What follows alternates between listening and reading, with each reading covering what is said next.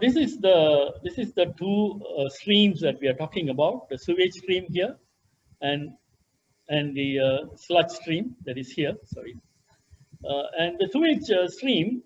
What happens is that both of these are really coming from is human excrement or related water, wash water, and things like that. But they turn out to be very different. So it turns out to be very different from septage. So why does that happen?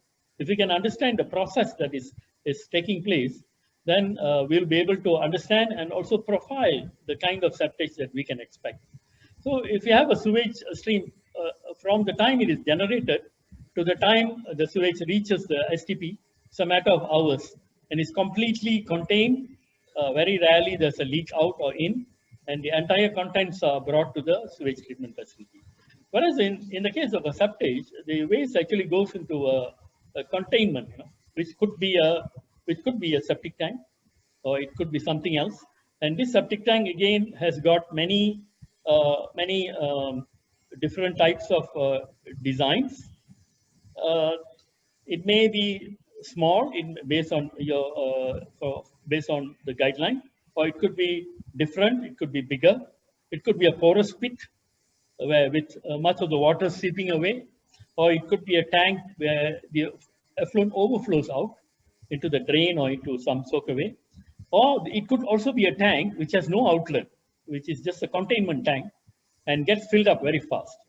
So all these, the rate of the filling up and the time of residence within this tank and also the frequency of emptying. So all these will determine what is the volume of sludge or septage that you need to handle, what is the dilution that you can expect, what kind of solids content can you expect, and then also here within this tank, the solids that are settled, there is some biological degradation that is taking place, and this anaerobic activity that is going on here will make the sludge more stable and less biodegradable. So the longer it stays here, you find that it becomes more stabilized and less biodegradable. Right? So these are the things that will determine why the same source come when it reaches the treatment facility is very, very different.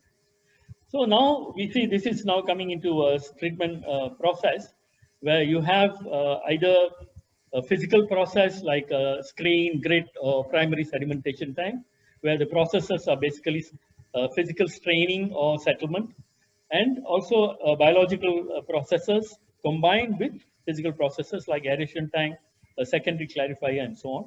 And the variable nature of the septage that is being added will impact all these processes in different ways. Now let's look at the first basic thing which always people talk about: volume. What is the volume of septage that I can add? This is a typical question that people talk about.